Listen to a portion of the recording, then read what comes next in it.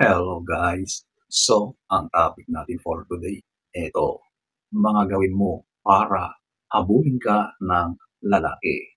So, kung gusto mong malaman ang mga ito, panoorin mo ito.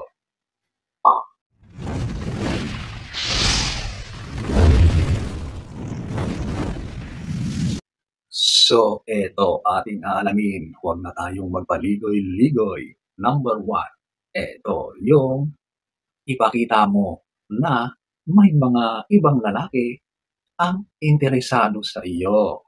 Naku, kapag ganyan ang ginawa mo ay mas lalong macha-challenge yung lalaki. Mag-aalala yan.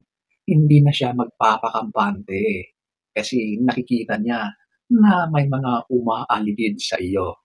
May mga nag-a-attempt o nagnanais na makilala ka, makausap ka, manligaw sa iyo. Kapag ganyan, sigurado na mas lalong mag-e-effort, literal, na maghahabol yung lalaki. Kasi hindi yan papayag na ibang lalaki ang mananaing. Hindi yan magpapatalo, okay?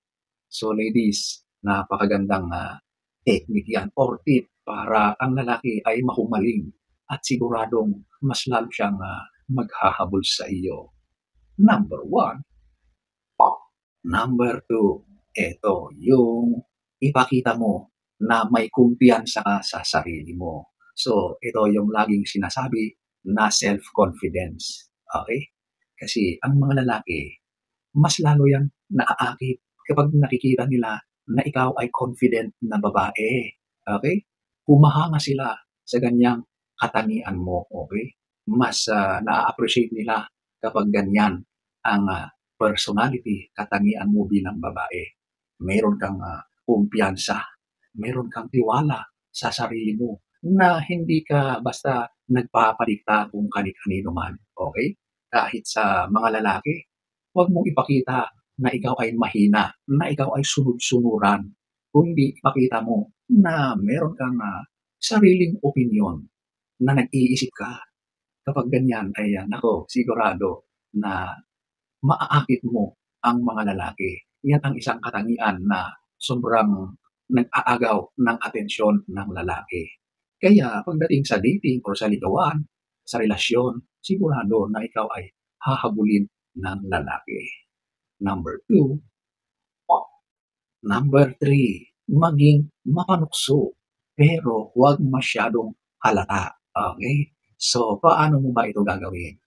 Siyempre, gagawin mo lang ito kapag meron ka ring gusto sa lalaki na ang feeling ay mutual, okay? Hindi mo naman ito gagawin sa kung kani-kaninong lalaki. Huwag ganon. Ipakita mo na interesado ka rin, okay?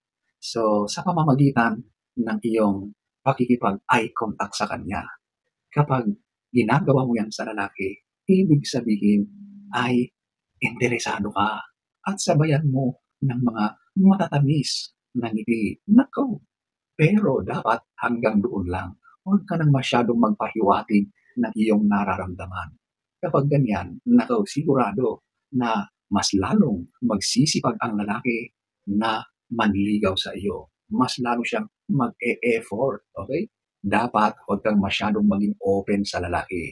Control pa rin yung ipinapakita mong mga galaw o kilos na gusto mo siya, na meron ka rin nararamdaman sa kanya. So kapag ganyan, sigurado na mahuhumaling ang lalaki. Talagang gagawin niya ang lahat para makuha ka. Literal na maghahabol yan sa iyo. Number 3. Number 4, ito yung mag-iwan ka ng mystery. So ito yung pagkakataon na huwag kang masyadong magbigay ng details tungkol sa pagkatao mo. Literal na mga information tungkol sa iyo. Hayaan mo na yung lalaki ang gagawa ng paraan para malaman niya, madiscover niya ang mga iyon sa iyo. Okay? Kasi kapag nalaman na ng lalaki ang lahat-lahat tungkol sa iyo, nako, tatama rin na yan. Hindi na siya magsisipag kasi alam na niya lahat nawala na yung mystery. O, di ba?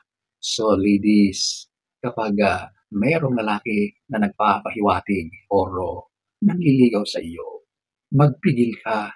Hayaan mo na magtanong siya sa iyo at sagutin mo lang yung tinatanong niya. Huwag ka nang mag-expound. Huwag mo nang dugtungan, okay? Hayaan mo para sa sunod, meron pa ulit kayong pag-uusapan. Mas lalong na-challenge ang lalaki dyan.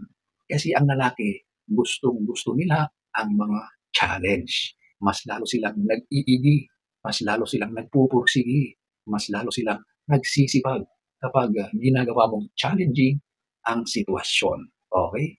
So ayan po, ang number 4. Number 5, eto yung gawin mo ang the best mo. So ito yung kapag kayo na ay magkarelasyon na. So ito yung aspetong S or yung ginagawa ng magkarelasyon. Okay? So kapag humahantong kayo sa gawain na yan, gawin mo yung the best mo. Okay? Para maibigay mo yung kasiyahan doon sa partner mo. Kapag ganyan ang ginawa mo, nako, sigurado na yan ay gustong-gusto niya ulit-ulitin. Lagi kanyang namimiss kapag hindi kayo magkasama dahil sa mga pinaggagawa mo sa kanya. Kaya lagi niyang hinahangad ang pagkakataon na yan. So literal na lagi siyang nasasabi at lagi kang gustong makita at makasama araw-araw dahil sa ganyang ginagawa mo sa kanya. Number 5. Number 6. Alagaan mo ang sarili mo. So, para maging kaakit-akit ka sa paningin ng lalaki, dapat nag-uumpisa yan sa mismong sarili mo. So, physically, mag-ayos ka ng sarili mo. Huwag mong pabayaan na ikaw ay nagmumukhang losyang. Dapat tuwing nandyan yung lalaki, kapag nakikita ka ng lalaki, ay dapat maayos yung itsura mo. Siguraduhin mo na ikaw ay maganda sa kanyang paningin. Kaakit-akit ka sa kanyang paningin. Okay? So, ito na yung mga physical na gawin mo para mas lumilitaw yung potensyal na kagandahan mo. Mag-ayos ka sa mga pananamit mo, maglinis ka ng sarili mo, at siguraduhin mo na ikaw ay healthy, fit ka, okay? Kasi kapag ikaw ay fit, sigurado na maayos yung pangangatawan mo at sigurado na mas litaw yung kaakit-akit mong itsura kapag ikaw ay healthy at fit, di ba? So ladies, alagaan mo ang sarili mo. Number 6. Number 7, magkaroon ka ng sarili mong buhay. So, ito yung sa usaping pagiging independent. Okay? Lalong-lalo na sa aspetong career, sa aspetong meron kang pinagkakaabalahan. Okay? So, alam nyo kasi, mas maganda ito na kaya mong mag-provide para sa sarili mo na hindi laging nakaasa sa kanya. Of course, so okay naman yun. Walang problema ang ganon kapag wala ka naman talagang pinagkakakitaan. Naiintindihan ng lalaki yan. At minsan, hindi naman big deal yan sa lalaki. Lalong-lalo na kapag siya naman ay talagang okay sa aspetong pinansyal. Okay ang kanyang karir. Walang problema yan sa lalaki. Pero, iba pa rin yung ikaw ay independent ka na hindi ka umaasa lagi sa kanya. At kapag nakikita ng lalaki yan sa iyo, sobra siyang humahanga. Mas lalo siyang naaakit sa ganyang nakikita niya sa iyo. Okay?